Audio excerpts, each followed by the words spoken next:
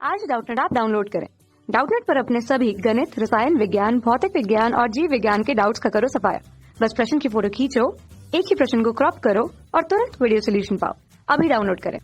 Hello, प्रश्न है कि सन 1953 में एस.एल. मिलर ने प्रयोगशाला में पृथ्वी की आध स्थितियों की रचना की और यह प्रयोग प्रमाण दिया कि जीव रूप की उत्पत्ति पहले से उपस्थित अजैविक कार्बनिक यौगिकों से हुई है।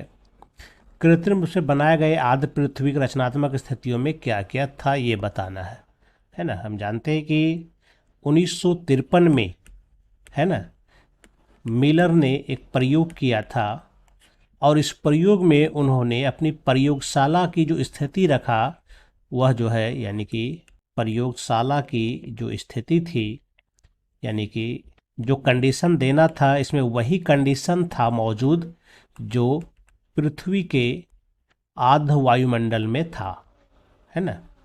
पृथ्वी के जो रचनात्मक स्थिति में था, यानी उस समय पृथ्वी का वातावरण जैसा था, जो भी परिस्थितियां थी वैसी ही परिस्थितियों को प्रयोगशाला में दिया गया और यहाँ पर उन्होंने क्या किया, कुछ सरल तत्वों को लिया, यौगिकों को लिया, जैसे कि उन्होंने मीथेन का इस्तेमाल किया, अमोनिया का किया, हाइड्रोजन का किया, है ना, इसके अलावे जल का किया।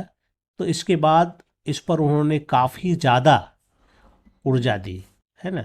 इसमें उन्होंने अपने प्रयोगशाला में ऐसी व्यवस्था की थी कि इलेक्ट्रॉन वोल्ट के द्वारा बहुत अधिक ऊर्जा दी जा सके।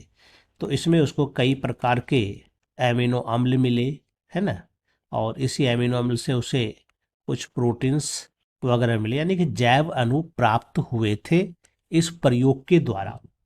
तो इस वैज्ञानिक का, मिलर का कहना था कि पृथ्वी पर भी कुछ ऐसा ही पहले हुआ है, यानी कि शुरुआत में जो थे, जो परमाणु थे, वो पहले सरल अणु के रूप में बदले हैं।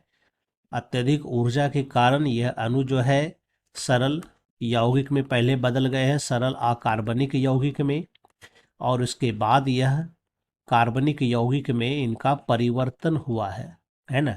इसी कार्बनिक यौगिक से कार्बोहाइड्रेट, प्रोटीन, वसा, न्यूक्लिक अम्ल आदि का निर्माण हुआ है और इससे जो है प्रथम कोशिका का फिर निर्माण हुआ।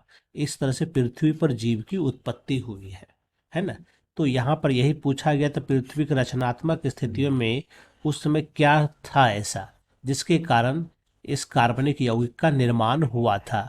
तो यहाँ पर मैं बता देना चाहता हूँ कि उस समय जो है ऊर्जा बहुत अधिक मात्रा में थी और यह ऊर्जा मुख्य रूप से जो है सूर्य की जो किरणें थी, क्योंकि उसमें कोई ओजोन परत नहीं था, तो काफ़ी उच्च ताप धरती पर पहुंचता था और ज्वालामुखीय विस्फोट होता रहता था। इस ज्वालामुखी तूफान के कारण, विस्फोट के कारण काफ़ी ज़्यादा ऊर्जा हो गई थी और कई प्रकार के यौगिकों का निर्माण हो रहा था और वहाँ पर का जो वायुमंडल था वो अपचायक प्रकार का था उस समय। तो ये यहाँ पर मुख्य परिस्थितियाँ रही थी जिसके कारण क्या हुआ था, पृथ्वी पर कार्बनिक यौगिकों का निर्माण हुआ जिससे जीवन बना था। तो यहाँ पर वही पूछा गया था, पहला कहता कम तापमान, ज्वालामुखीय ताप, तूफान, वायुमंडल में ऑक्सीजन की परिपूर्णता। तो यहाँ पर ये गलत है, ज्वालामुखीय तूफान जरूर था, ऑक्सीजन भी नहीं था। कम ताप था नहीं, ज्वालामुखीय तूफान जरूर था और अपचायक वायुमंडल ये सही था, ठीक है। फिर कहता उच्च ताप सही था, ज्वालामुखीय तूफान था, नॉन रिड्यूसिंग नहीं था, ये गलत है। उसके बाद है यहाँ पर उच्च ताप, बिल्कुल सही है, ज्वालामुखीय तूफान भी था, अपचायक वायुमंडल भी था, यानी ये चौथा नंबर अगर विकल्प देखे इसमें सभी उत्तर हमारे क्या है, सही के सही है ना। कक्षा 6 से 12वीं से लेकर नीट, IIT, JEE वो एडवांस के लेवल तक 1 करोड़ से ज्यादा छात्रों का भरोसा। आज ही डाउनलोड करें डाउटनेट ऐप या व्हाट्सएप करें अपने सारे डाउट्स 8400 400 400 पर।